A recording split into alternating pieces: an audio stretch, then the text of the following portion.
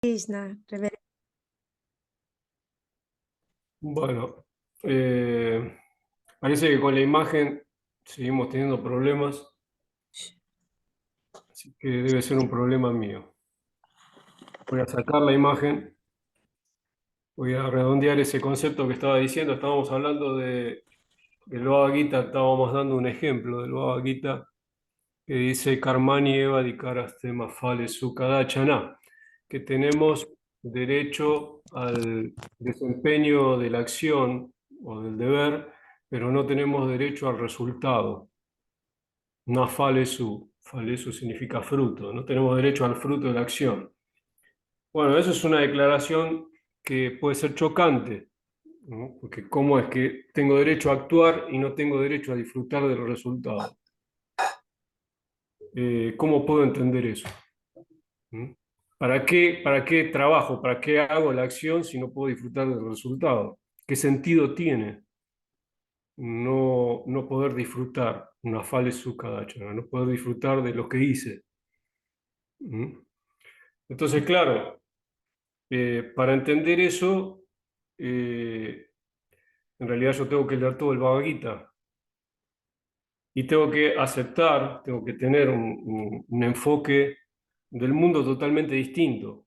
Para empezar, tengo que creer que después de la muerte existe la posibilidad que yo vaya al cuerpo de un animal si mis acciones fueron malas o incorrectas y que vaya al cuerpo de un humano si fueron acciones, digamos, mixtas o incluso me pueda elevar a un sistema superior. Es decir, primero que nada, tengo que entender que el resultado de lo que hago tiene un efecto, y ese efecto puede ser bueno o puede ser malo, y tengo que entender eso y aceptarlo, ¿no? Y si mis acciones son trascendentes, o sea, que están en el nivel del yoga, son espirituales, no tienen ninguna relación con el bien y con el mal, sino que son trascendentes al bien y al mal, entonces tengo derecho a entrar en el plano espiritual, en el plano trascendental. Bueno, toda esa idea se va a desarrollar en el Bhagavad Gita, es una idea amplia y depende completamente del contexto, como estábamos diciendo antes. Entender que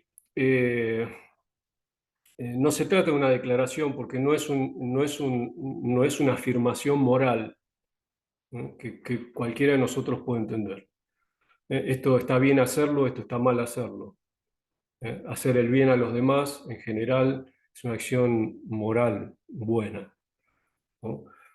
Lo que se habla en el Bhagavad Gita es algo que depende de un sistema de creencias que, por un lado, está bastante asentado en la cultura de Oriente, está bastante entendido, ¿no? Bastante trabajado en la cultura oriental, que es el samsara, ¿no? Los ciclos de las cosas, los ciclos que se repiten, ¿eh? Que todo cuando se acaba vuelve a comenzar, que la vida no se termina, incluso en el budismo, que son, digamos, es la religión más materialista, no tiene Dios, pero tiene un entendimiento de continuidad en el ciclo de los nacimientos y las muertes del samsara. Bueno, volviendo al punto, si una persona es espiritualmente avanzada, esto es irrelevante. La percepción de Dios, del alma, es universal. Pero si la persona no es eh, tan avanzada, entonces esto se va a volver un impedimento. Incluso puede ser hasta ofensivo, como decíamos recién esta declaración. Tenés derecho a actuar, pero no al fruto. Parece una tiranía divina. ¿Mm? Como yo puedo creer en algo tan absurdo, que puedo actuar, pero no puedo disfrutar de lo que hago.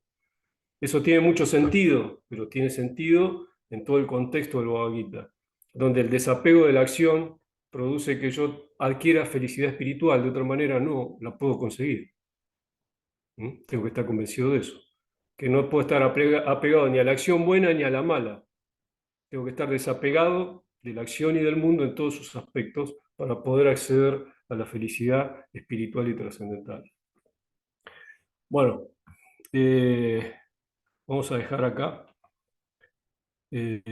Ya se habló bastante. Si hay alguna pregunta, escucho. No voy a poner la cámara porque no, evidentemente está dando problemas, así que vamos a seguir así.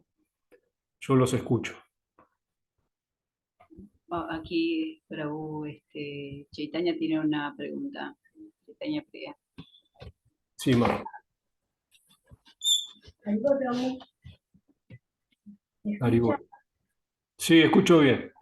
Bueno, hoy usted hablaba de que cuando las personas llegan, cuando estaba hablando de las diferencias y similitudes entre las dos culturas oriental y occidental, usted explicaba que cuando alguien o alguna persona llega a un nivel muy excelso, muy elevado de conocimiento espiritual, que no hay diferencias entre los diferentes grupos religiosos. Entonces, yo siempre escuché de los devotos decir que hay tres Biblias religiosas aceptadas: el Bhagavad Gita, la Biblia cristiana y el Corán.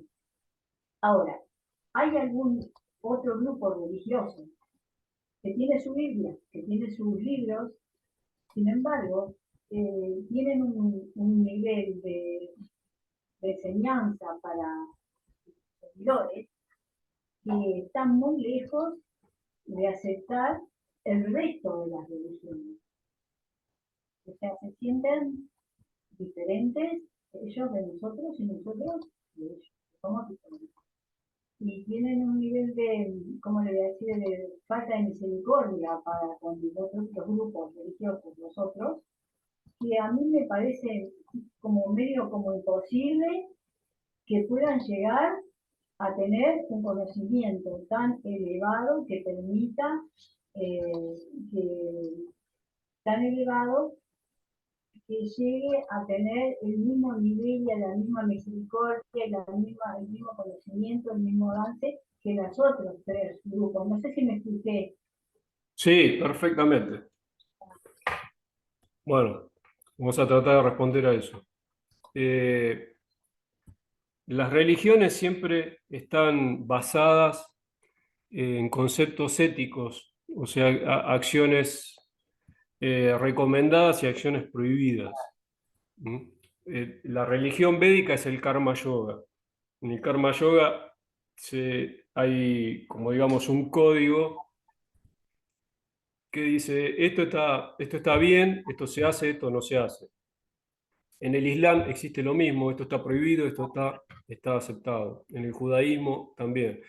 Siempre, como es el nivel más básico, incluso en Patanjali Yoga también, eh, el primer nivel es ético. O sea que la persona aprende a actuar bien. ¿Por qué? Porque actuar en la modalidad de la bondad es favorable, como dijimos en algún momento, ¿no?, de la charla, es favorable en el entendimiento espiritual. No necesariamente es determinante. ¿Por qué no es determinante? Una persona puede actuar bien y puede ser atea. ¿Mm? Y puede ser muy buena, pero no por eso entiende el alma o entiende a Dios. Eh, una persona puede actuar mal y lo contrario. Puede tener un entendimiento del alma y de Dios. Y entonces vemos que muchas personas malas o que son víctimas de sus pasiones hacen cosas que no están tan bien, muchas veces tienen un nivel de entendimiento espiritual. Estamos hablando de cuando la persona comienza, ¿no?, un proceso. Entonces, el ser bueno o el ser malo no determina, ayuda en todo caso. ¿Mm?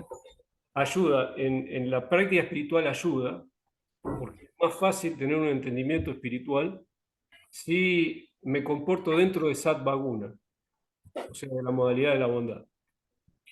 Y hay muchos ejemplos en las escrituras que lo muestran, ¿no?, que todas las acciones sádvicas, bondadosas, ayudan a entender a Dios, pero no determinan nunca, porque como dijimos, no solamente dentro del contexto occidental tenemos científicos o o mecenas, ¿no? de la ciencia, de las artes, grandes filántropos que fueron o son personas muy buenas, pero no creen en Dios o en el alma.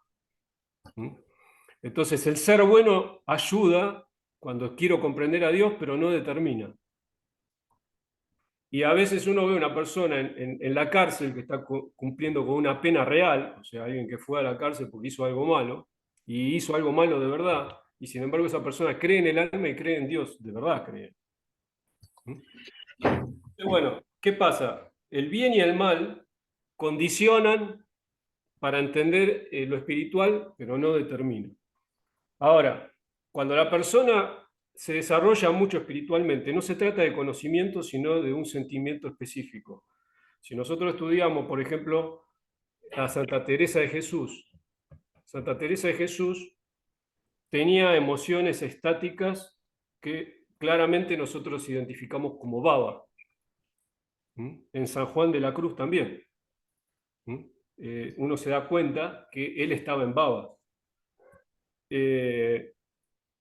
Las descripciones de Dios, de las visiones que tenía Santa Teresa de Dios, eran prácticamente iguales a las que se describen en el 10º canto del Bhagavatam. Él veía a Krishna como un pastor y a Radha.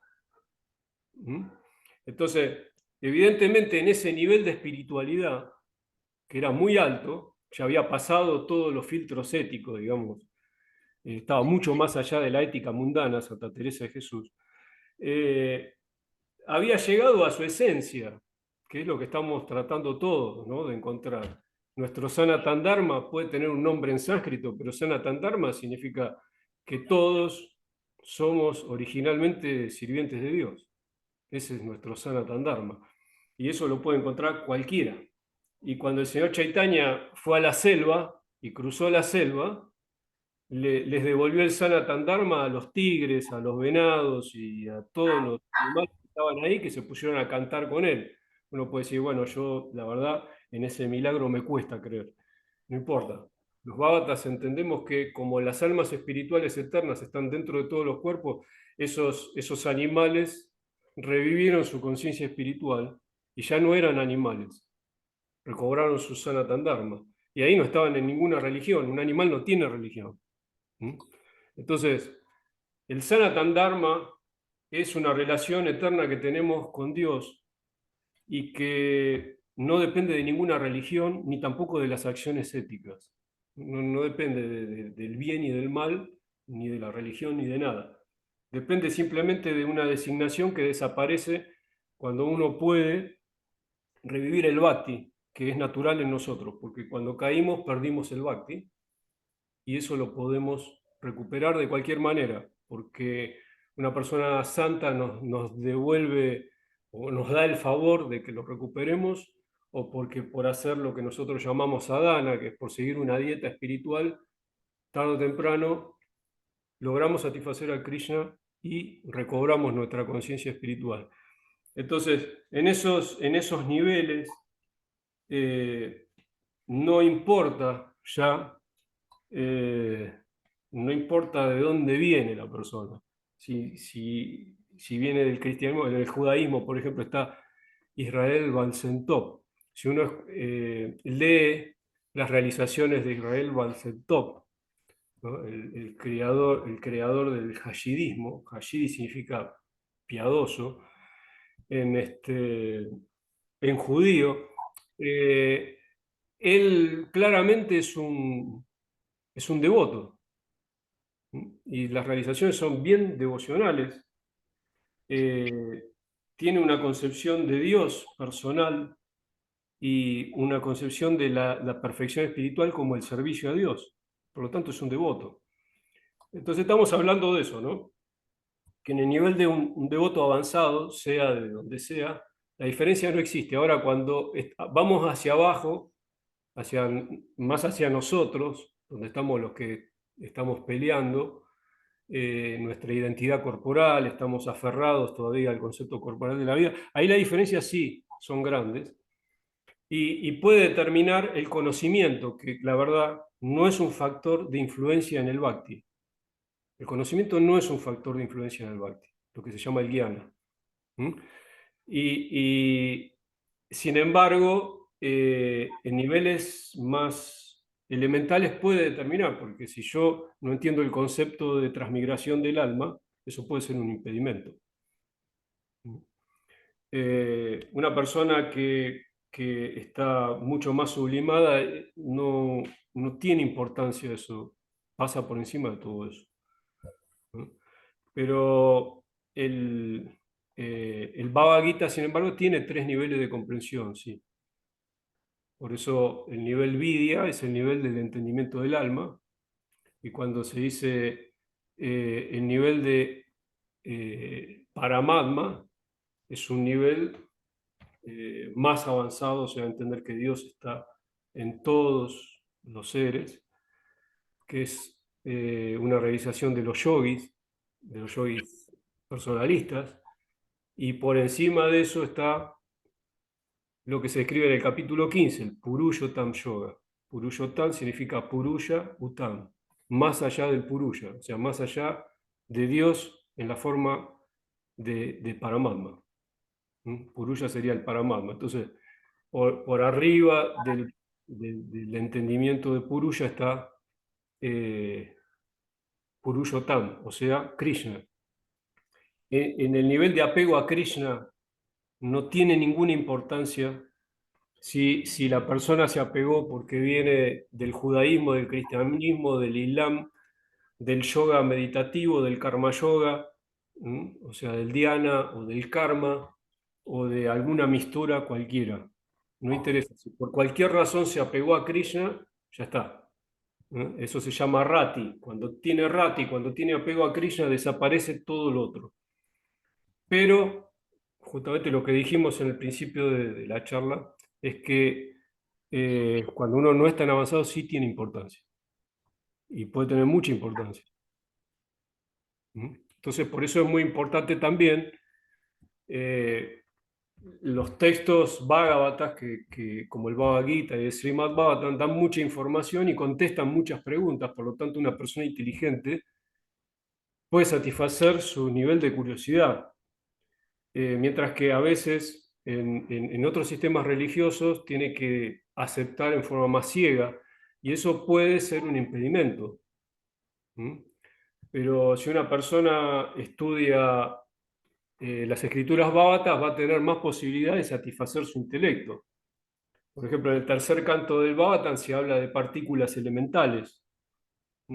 Se habla de que el tiempo, la medición del tiempo, es posible a través de la unión de 18 partículas elementales que ahí se llaman paramano, y que serían 3 entes que se llaman trasarenos. Un trasareno tiene 6 paramanos, y cuando 3 trasarenos se unen a una velocidad increíblemente rápida, que es una fracción de 6.000 partes de un segundo, más o menos, poquito más, pero por ahí anda. Un segundo dividido 6.000 veces es una unidad de tiempo. Esto está en el tercer canto del Bhagavatam. Entonces uno se da cuenta que, bueno, que estamos hablando de una cultura avanzada, evolucionada, y que no tiene un entendimiento primitivo ni siquiera de la materia.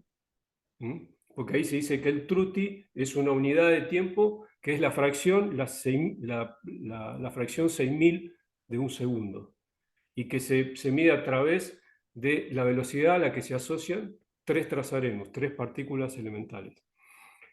Bueno, eso y otras partes del Bhagavatam son indicios de que eran culturas avanzadas. Y por supuesto, Sukadeva Goswami contesta muchas preguntas y satisface a la persona inteligente.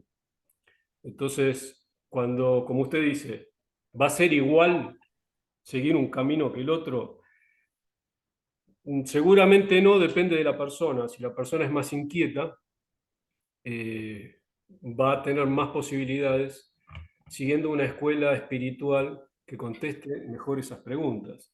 A veces en las religiones existían algunas de esas respuestas que se hacen las personas inteligentes, pero con el tiempo se perdieron porque hubo intencionalmente hubo censura. Algo modificó eso y se perdió.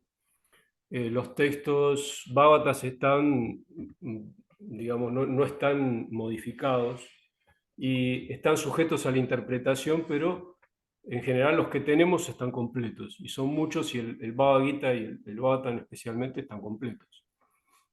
Entonces, sería como más o menos lo mismo. La conclusión sería que en el nivel avanzado eso no tiene importancia, en el nivel menos avanzado sí tiene.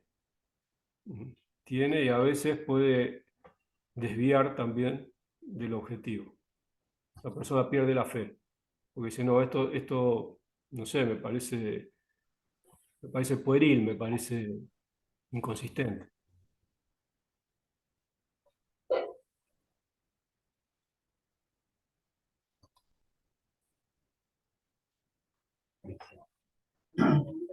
Sí, una preguntita, Prabhu. Del verso este famoso 1866 del Bhagavad Gita, que ella concluye: abandona todas las religiones y entrégate a mí.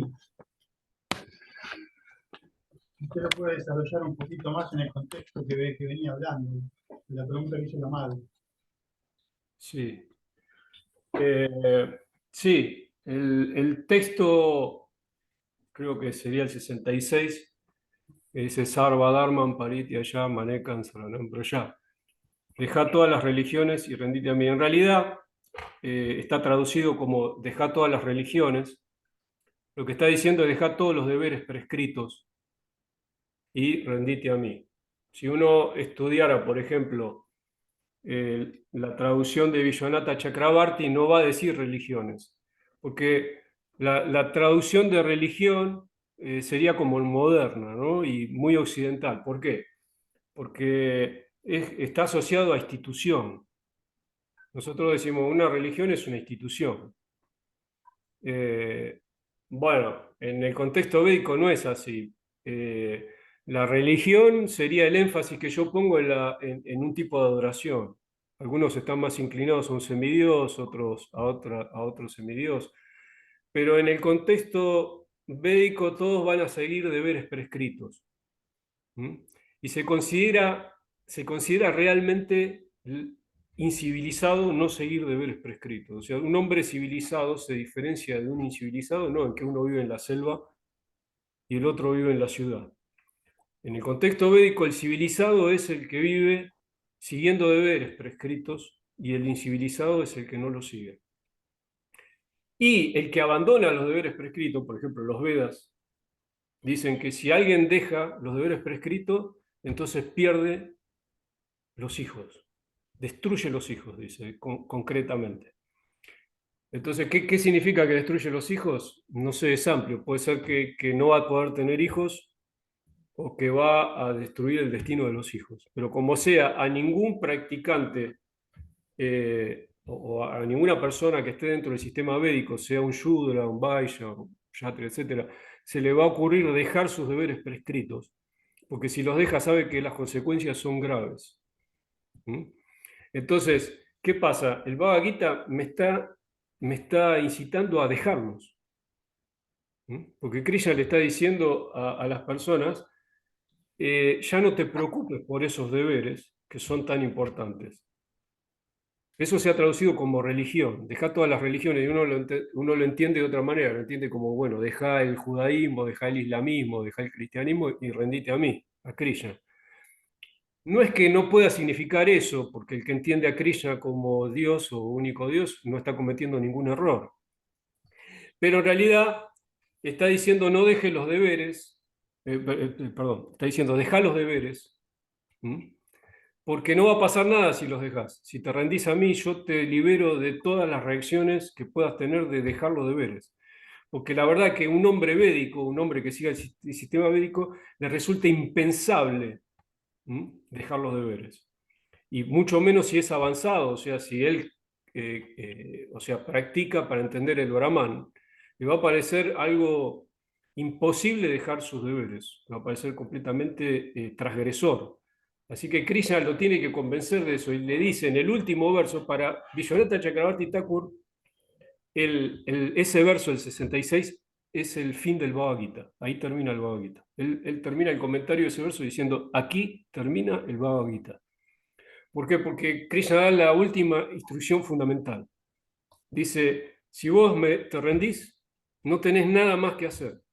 Se acabó todas tus responsabilidades con todas las personas.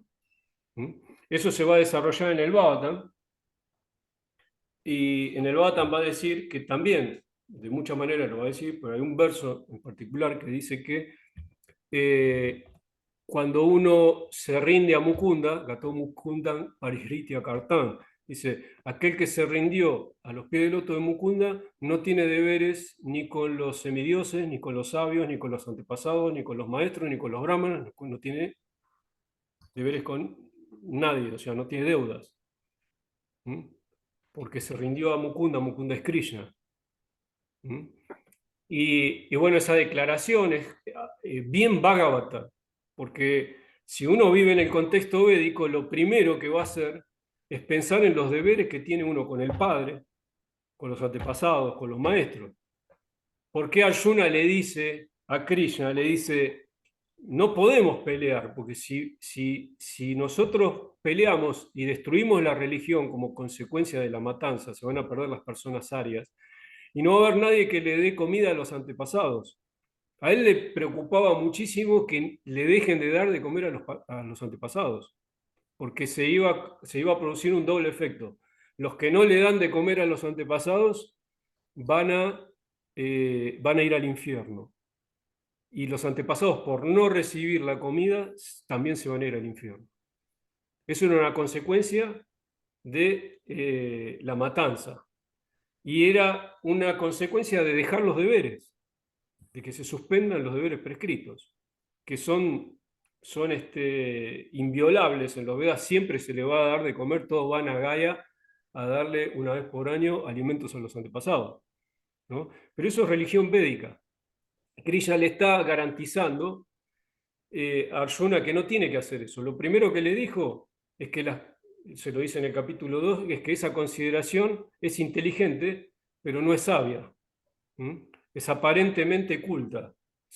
Como hablar, dice, hablas con palabras cultas, pero al final te seguís lamentando. Entonces, ¿qué tipo de sabiduría es esa? Porque no es una sabiduría concentrada en el alma.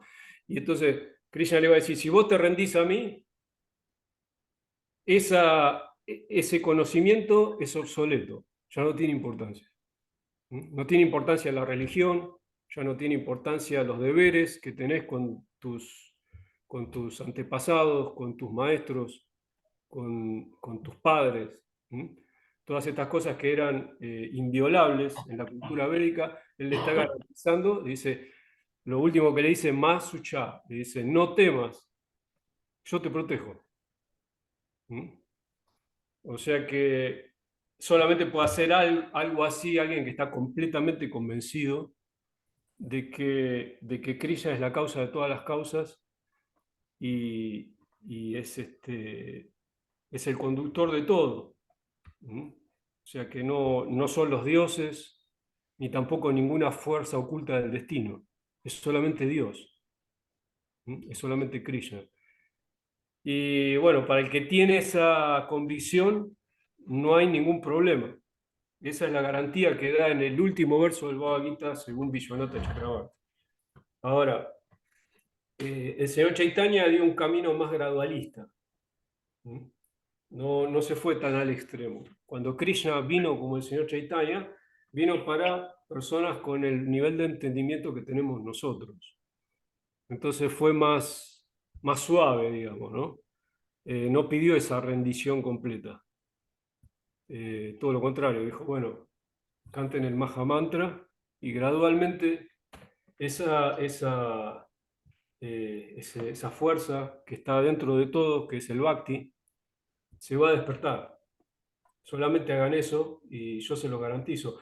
Ahora, no habría que dejar todo, ni tampoco dejar mi identidad nacional, ni religiosa, ni nada. Solamente creer que el Maha Mantra tiene un poder especial.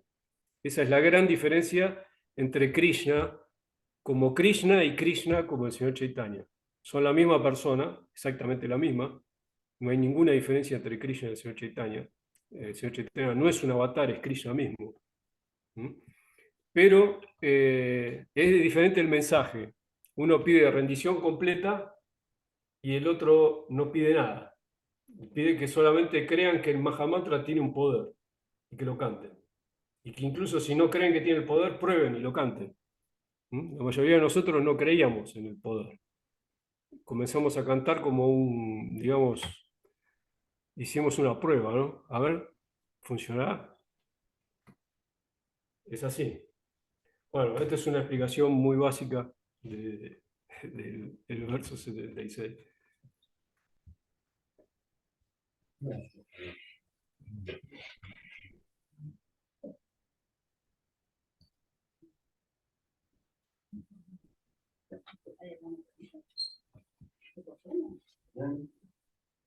Muchas gracias. Pero ojo, una cosa realmente importante en esto, que generalmente Srila Prabhupada era muy bueno con nosotros, ¿no? Por eso sus discípulos también lo son. Él, él entendía muy bien la cultura occidental porque había sido educado en Inglaterra, él estudió Derecho en Inglaterra. O sea, él entendía muy bien la cultura occidental, la forma de pensar y en particular porque los ingleses son una muestra buena del pensamiento occidental. Quizás si en cualquier otro lugar del mundo no hubiera sido una muestra tan representativa. Entonces él hablaba de una manera que nos incluía, ¿no? Pero a veces entender el pensamiento védico no es fácil. Por eso que yo decía de este mantra, este verso 66, que cuando dice dejar las religiones, en realidad está diciendo otra cosa, no está diciendo dejar los deberes prescritos. Srila Prabhupada no podía hacer una traducción tan específica, porque no íbamos a entender nada. Yo me acuerdo que cuando leí la primera vez el Bhagavad Gita era adolescente, ¿no? Y no sé qué Bhagavad Gita era, de quién lo leí, no sé la traducción, me refiero, no recuerdo qué traducción era, pero me acuerdo que me causó mucha confusión, porque ya el primer capítulo tenía un montón de nombres que eran largos, y eso no era lo peor, porque yo me podía abstraer de esos nombres, pero no tenía ninguna conexión histórica con eso. Si me hubiera hablado de, qué sé yo, de las cruzadas, yo me podía imaginar algo, aunque tuviera poco conocimiento de historia, algo, aunque sea, estoy en el siglo X, XII, X, XI, ¿no? Eso me lo podía imaginar si era algo, una guerra, por ejemplo, de las cruzadas, de los templarios, no sé, algo así. Pero acá uno pierde todas las referencias, ¿no? Y cuando ya tiene una referencia histórica, tiene que aprender la referencia cultural. Y es otro problemita, la referencia cultural. ¿Qué significa para ellos Dharma y para nosotros Dharma? Generalmente Dharma se traduce como religión, pero Dharma es una palabra que hay que escribir un libro solamente para explicar lo que significa. Bueno, eso, ¿no? Mi nombre es Guillermo. No, tengo una pregunta. Mi nombre es Guillermo. Mi hermano es devoto, vive en Estados Unidos. Y, Hola, hola. No entiendo algo, porque hay como una contradicción entre a veces el señor Chaitanya que pide que rendición total a él y Krishna, que es el mismo, que dice que no. Entonces, ¿cómo convive eso? ¿O cuál es el beneficio de eso, de que en una misma entidad convivan claro. dos puestos?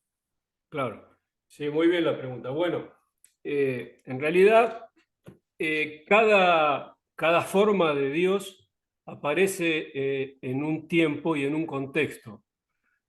Krishna apareció en una era anterior y pidió rendición total porque en ese momento las condiciones sociales, intelectuales, espirituales eran distintas. Las personas de hecho eh, eran más avanzadas, moralmente eran muy superiores.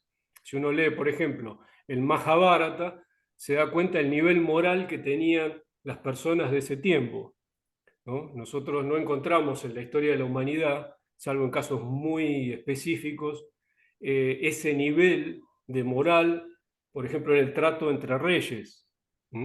Por ahí estaría un poco en la Ilíada y en la Odisea, que es difícil de datar, porque nadie sabe muy bien, o sea, los académicos no se ponen muy de acuerdo de qué época es. Pero digamos que en ese momento el hombre, si no creemos que era espiritualmente avanzado, por lo menos tenemos que creer que moralmente lo era. Entonces, la exigencia que pone Krishna es un poco más fuerte. Ahora, cuando aparece en Kali Yuga, Kali Yuga es una época que se perdió todo eso. Las mismas escrituras dicen que se pierde mucho de eso, se pierde mucho de esos valores. Entonces, las personas cambian. Prayanalpa, Yusa Sabya, Kalau Yasmin, Yugeshana, Manda, Sumanda, Matayo, Manda, Bhagyahi, Upadruta, dice el Bhagavatam. El Bhagavatam dice que en Kali Yuga las personas se vuelven pendencieras, se vuelven perezosas, egocéntricas, están mal dirigidas por sus líderes, los líderes son malos líderes. Entonces, no conducen bien a las personas, las desvían, dan malos ejemplos. Esas son características de la época que nosotros vivimos, Kali. Entonces en Kali Yuga aparece el señor Chaitanya, pero aunque es la misma persona, aunque es Dios, hace una exigencia inferior. Porque entiende, por supuesto Dios entiende, que no estamos capacitados para hacer lo que en otras eras se pedía. Entonces pide algo que es accesible para nosotros. Por eso en ese sentido no tenemos que pensar que es para orientales o para personas que vienen con un